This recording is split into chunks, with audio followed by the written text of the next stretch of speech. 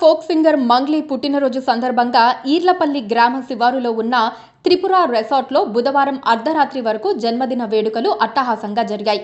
ఈ వేడుకకు మంగ్లీ కుటుంబ సభ్యులు, సన్నిహితులు, సినిమా పరిశ్రమకు చెందిన ప్రముఖులు సహా దాదాపు 50 మంది హాజరయ్యారు. అందులో చిత్ర పరిశ్రమకు చెందిన పలువురు సెలబ్రిటీలు కూడా ఉన్నారు.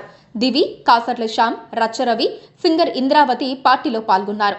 అయితే ఈ పార్టీలో ఊహించని ట్విస్ట్ చోటు చేసుకుంది. విశ్వసనీయ వర్గాల సమాచారం ప్రకారం పార్టీలో భారీగా విదేశీ మద్యంతో పాటు గంజాయి కూడా సరఫరా చేసినట్లు తెలుస్తోంది. దీనిపై సమాచారం అందుకున్న చేవెళ్ల పోలీసులు త్రిపుర రెసార్ట్పై ఆకస్మిక దాడులు నిర్వహించారు. ఈ దాడుల్లో పెద్ద మొత్తంలో విదేశీ మద్యాన్ని పోలీసులు స్వాధీనం చేసుకున్నారు. దామోదర్ అనే వ్యక్తి గంజాయి తీసుకుంటూ పట్టుబడ్డాడు.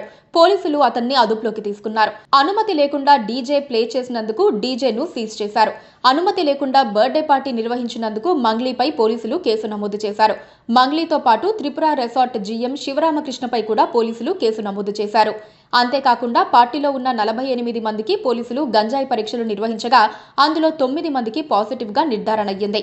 ఈ ఘటనపై పార్టీ నిర్వాహకులపై పోలీసులు ఎన్డీపీఎస్ యాక్ట్ కింద కేసు నమోదు చేసుకుని దర్యాప్తును ముమ్మరం చేశారు. ఈ ఘటన ఇప్పుడు సినీ వర్గాల్లో హాట్ టాపిక్ గా మారింది. తెలంగాణ ఫోక్ సాంగ్స్ అనగానే గుర్తొచ్చే సింగర్ మంగ్లీ. బతుకమ్మ నుంచి బోనాల పాటల వరకు మంగ్లీ పాడని పాటే లేదు. ఇక కల్చరల్ సాంగ్స్ తో పాటు ఎన్నో సినిమాల్లో కూడా అద్భుతమైన పాటలు పాడింది.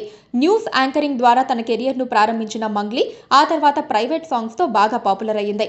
ప్రధానంగా బోనాలు, శివరాత్రి పాటల ద్వారా ఫేమ్ సంపాదించుకున్న మంగ్లీ ఇలాంటి పనులు చేయటం ఏంటని పలువురు ఆశ్చర్యపోతున్నారు. Please subscribe to KTV Telugu. KTV Telugu. KTV Telugu. KTV Telugu channel.